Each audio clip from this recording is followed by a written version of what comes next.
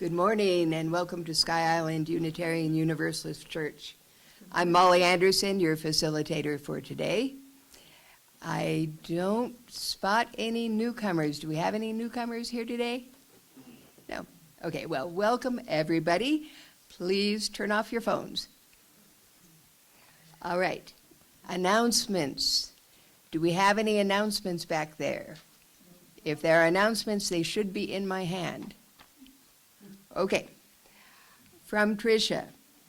The Republicans in Congress in the House have introduced the Save America bill. This bill would require documentary proof of citizenship to register to vote, as well as requiring photographic identification that proves citizenship to cast a ballot.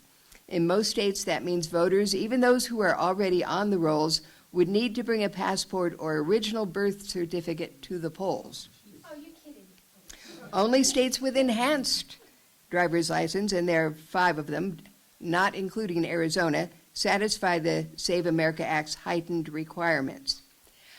We are asking that you contact Representative Juan Ciscomani about this. And in fact, we are so emphatic in our request that following the service, we're going to have you get your plate of food, sit down at a table, take out your phone, and we will announce the address, and those of us who are willing will simultaneously send our comments to Representative Ciscomani.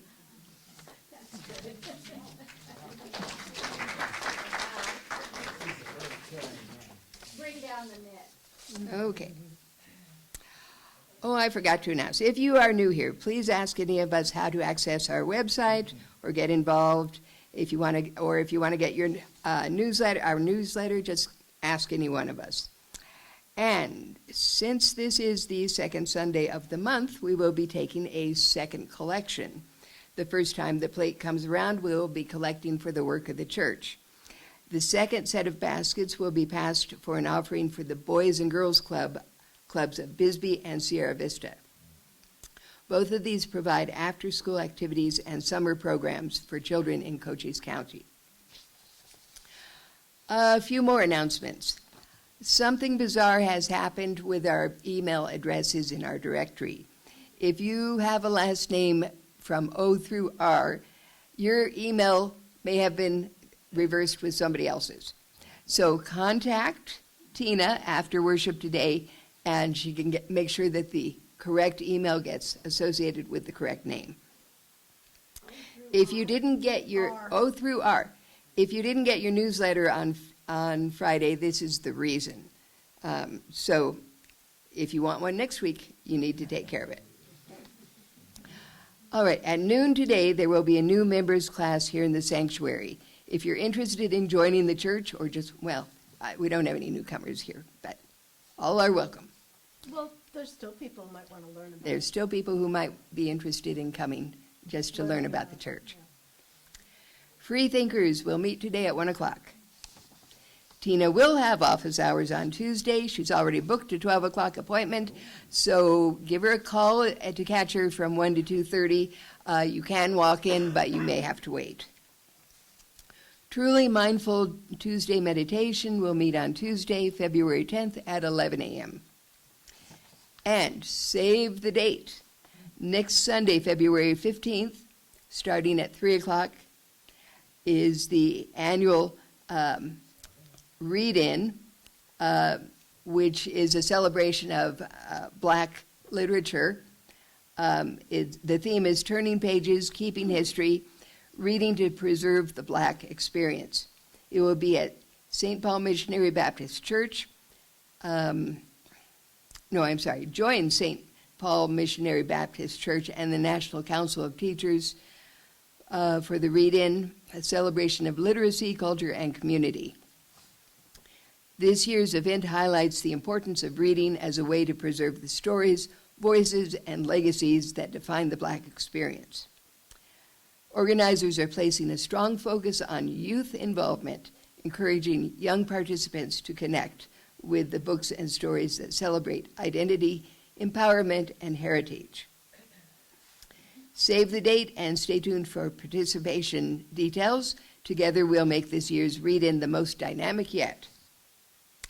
And now I invite Ricky Martin to come up and speak about the stewardship campaign. Before she comes, ladies' lunch Friday at 11 at the Country House Restaurant.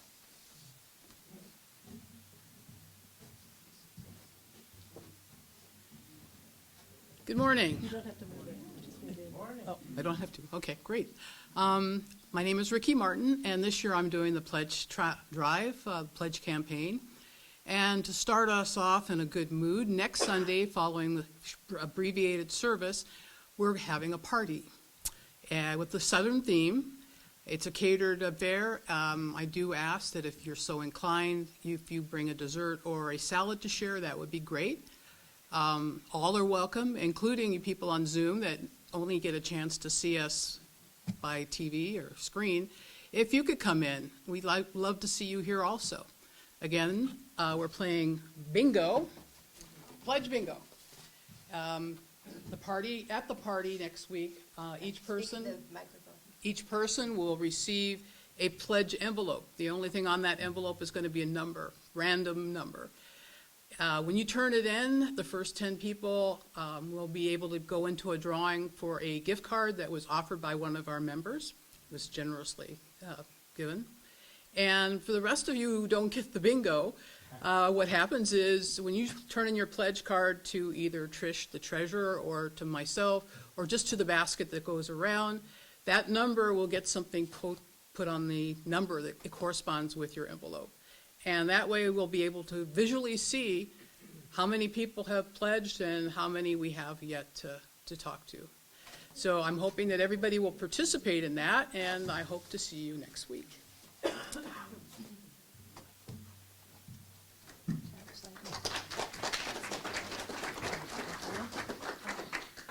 I'm bringing margaritas. And if you haven't had a Molly margarita, you have not had a margarita. Bring your checkbook. The things to do have been done. Well, for the most part. The people we need are in place. Almost. We are ready, or as ready as we will be. Bless this most perfectly imperfect beginning. May we find the right people to do the right things as we go. May we discover what we needed was right here all along. And may we remember to stop and marvel at the magic of each moment as it floats by. We are a caring congregation and share joys and sorrows together. Are there any joys and sorrows back there? I don't have any up front. Oh. I have one. We got 7/10 of an inch of rain last Wow. night, along with a little hail. Becky is expressing joy over the 7/10 of inch of rain that she got last night. And hail. And to sorrow, Gareth is not with us to play the piano today because he's sick. But a joy that we have a wonderful piano player and Becky to step in. We add stones now for all that is left unspoken, yet carried in our hearts.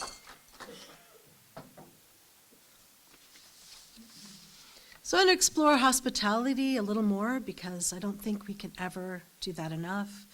Last week we talked about how the word comes from both the word guest and host in Latin, and that the word hospital, hostel, hotel, all come from this word that means to gather people in, protect them, feed them, offer them generosity, keep them safe. And there's kind of a flow between being a host and one who's hosted. I want to share two stories that I think are beautiful about hospitality. One comes from a book that some of us read together. During COVID, we started Wondering Wednesday, and it still goes on more as a place to just gather and talk. But during COVID, we were serious, and we read books together. And Richard Spencer led us through one called Walking to Listen by Andrew Forstoffel. And he walks across the country talking to different people. he discovered that most people would say to him, "Be careful, it's dangerous out there, come stay with me," and over again would host him. He only ever encountered perhaps one dangerous situation.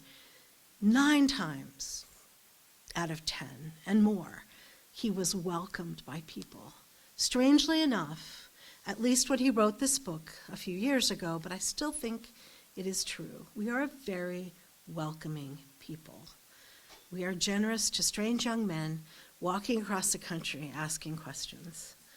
And when he went through the Navajo country, he said he'd spent 2 weeks walking across it, and he felt he was given so much. He says, "I felt I belonged, even when the place wasn't my home. I felt I was important, even though I was just walking." And he ran into 2 people at a store. He stopped to get an iced tea, and he met Lily and Arlena, and they were speaking together in Navajo. One was a grandmother who said to her granddaughter, "We need to host him." And so they explained to him that when he came to their area, they would feed him. But they lived high up on a butte. They didn't want him having to detour that far, so they would meet him along the road. So he let them know when he was coming, but of course, he could see them in a distance, and it took a while for him to arrive. He could see the tent set up and tables set up and pickup trucks and a group of people.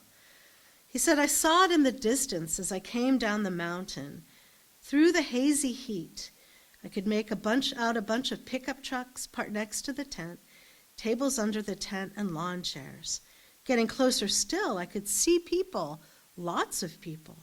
When I finally made it, they all greeted me warmly. 'It took you long enough,' one woman laughed. 'We've been waiting for you.' The tables were the picture of abundance. Big pots of mutton stew, Navajo fry bread, blue corn mush wrapped in corn husks.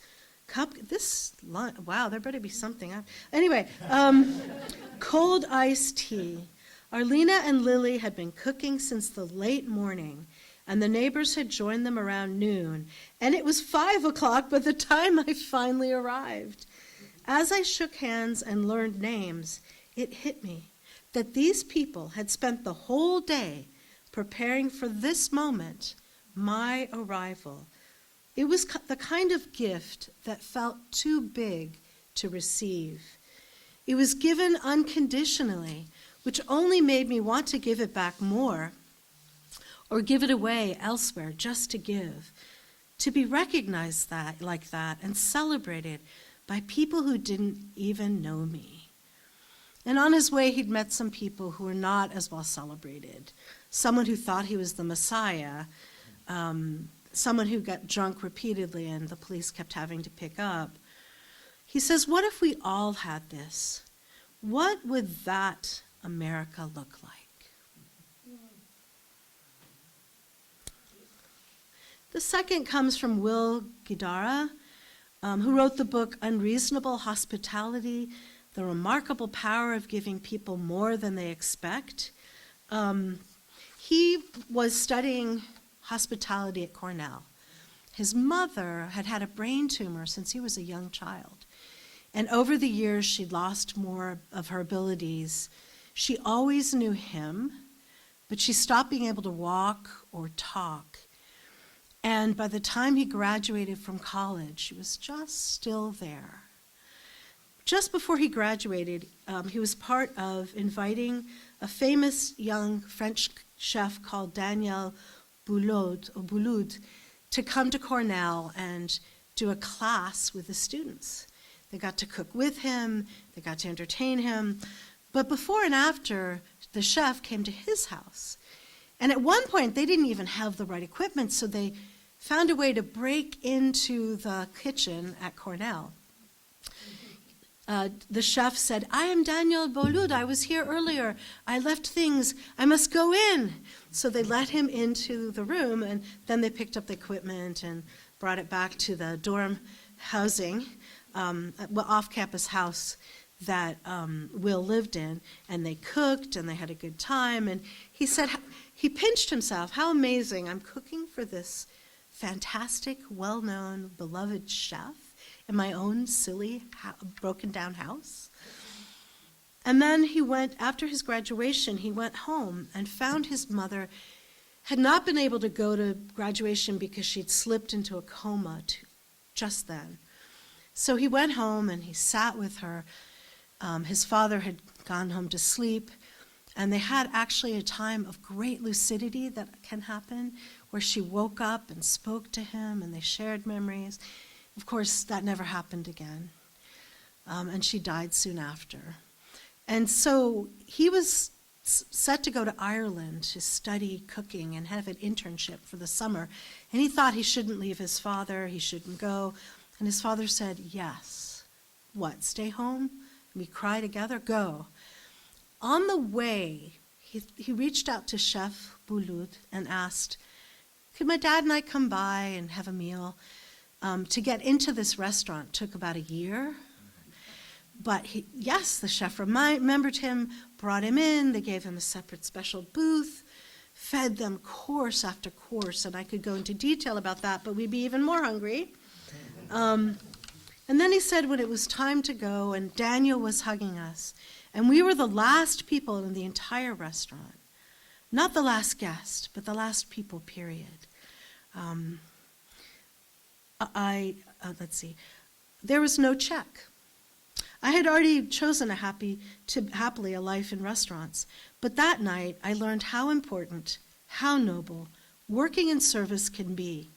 During a terrible dark time, Daniel and his staff offered my dad and me a ray of light in the form of a meal neither one of us will ever forget. Our suffering didn't disappear by any means, but for a few hours we were afforded real respite from it. That dinner provided an oasis of comfort and restoration, an island of delight and care in the sea of our grief. When you work in hospitality, and I believe that whatever you do for a living, you can choose to be in the hospitality business, you have the privilege of joining people as they celebrate the most joyful moments in their lives, and the chance to offer them a brief moment of consolation and relief in the midst of their most difficult ones. Most important, we have an opportunity, a responsibility, to make magic in a world that desperately needs more of it. So here we have two examples, and of course there are many more, of hospitality making a difference in the world. We know the story of Georgia, Tiny, who produced food in her own kitchen with her secret group of volunteers, with her club from nowhere, also doing something with hospitality, selling their food so that they could provide gas money and even station wagons for the people involved in the bus boycott in Montgomery. But also, for me, I think my most favorite slide, scene from that, here, is where she is credited for creating a safe place for the leaders to gather and have secret meetings. They could trust her. With food and with hospitality, you can create a space of healing and protest and resilience that in a way stands up to forms of breakage that are happening in the world around you, right? This hospitality offered can heal people, can touch you, and as Will Guillard says, it is an opportunity to create magic in a world that does not have enough. So what is magic for us Unitarian Universalists? A lot of young ones talk about it, and they talk about casting spells, but if we really look at magic, it has been part of Unitarian Universalism for many, many years. Magic, what is it?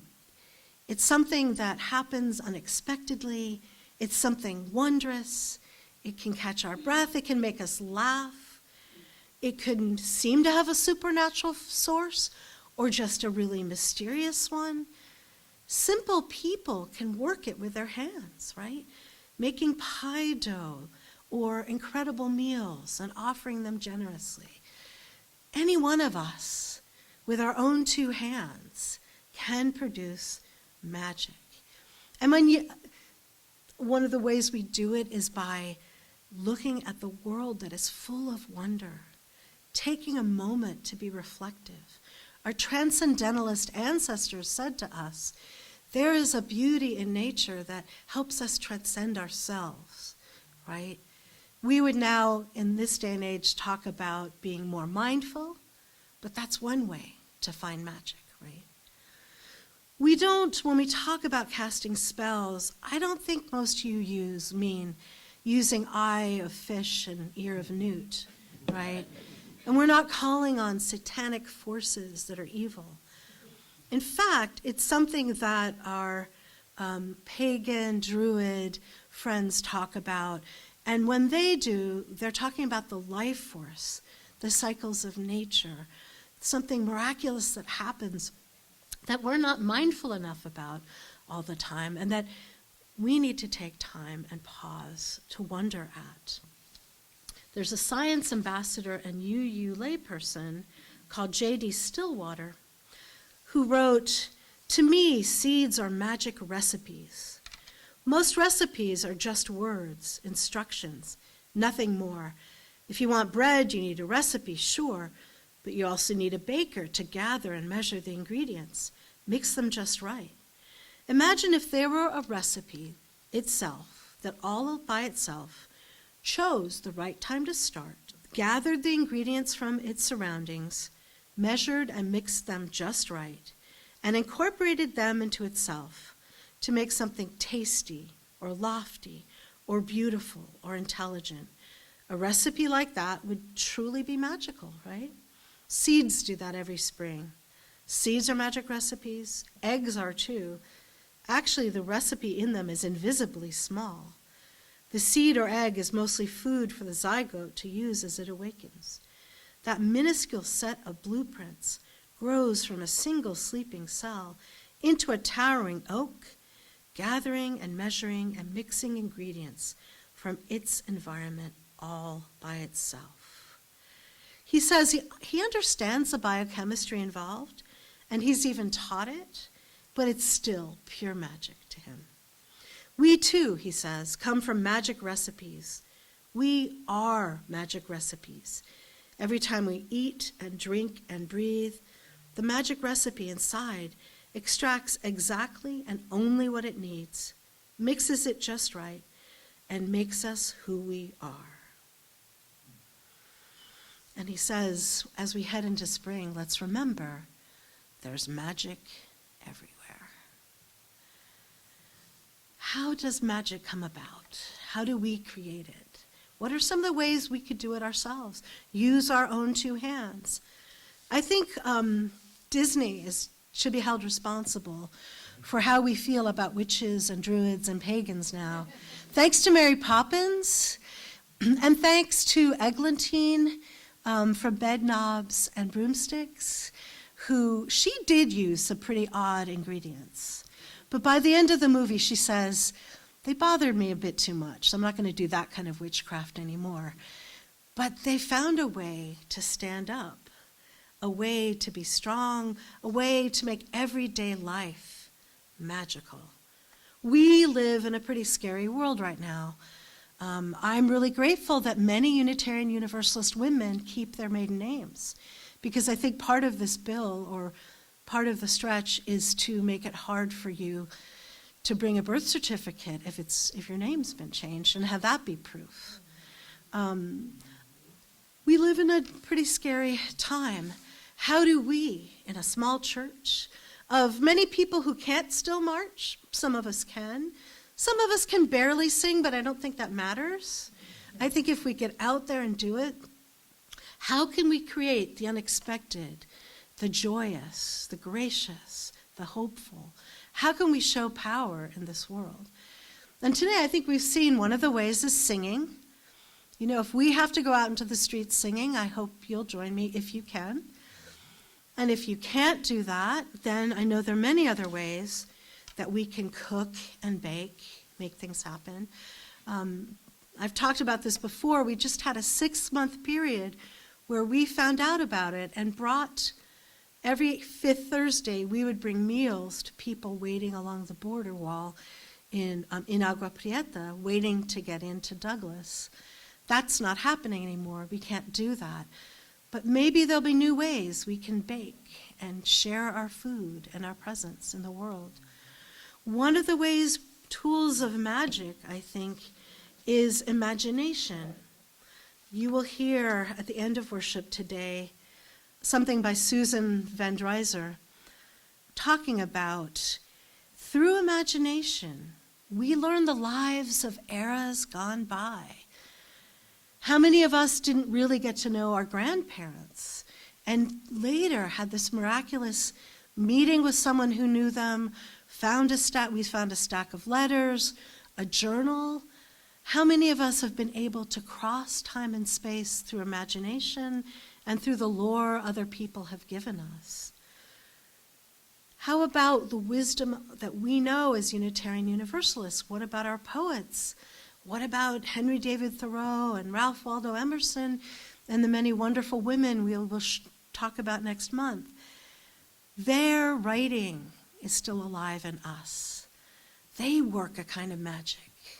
There are so many ways, through imagination, through reading, through writing, through prayer, through singing, through eating, through marching, that we can make magic in this world. For me, the most important superpower is love. And so I hope that you will join me in a final act of, I'm not calling it passing the peace. Like last week, I'm calling it passing the sacred. This week I spoke with Reverend Matthew Funk-Crary during our weekly Baja for Ministers talk, and he said he tried something in church, and I thought, we could try it too. He had people turn and look across an aisle at each other, reminding them that what is at the center of our new values, what is at the center of Unitarian Universalism? Love. So if you would turn and look at someone across an aisle and look in love, and I'm going to give you an awkward few seconds to do that.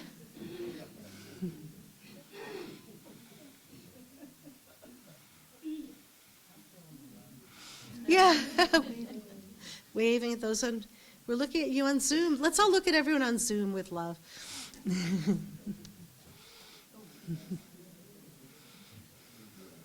Oh yeah, here comes Leo. Yay, Leo. Yeah.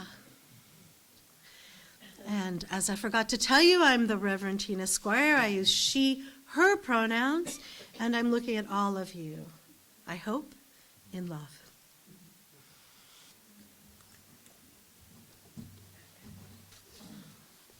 As we extinguish our chalice, hear these words from longtime UU, Susan L. Van Dresser. Let us sing the magic of imagination, by which we know one another and learn the lives of eras gone by. Let us sing the magic of creation, by which we build the world of our soul and teach its wisdom to others, young and old. Let us sing the magic of lives together, holding and shaping by the movement of breath from heart to lung, all new life that is to come. Go now with singing. Go now with magic in your fingertips. Touch this world with life.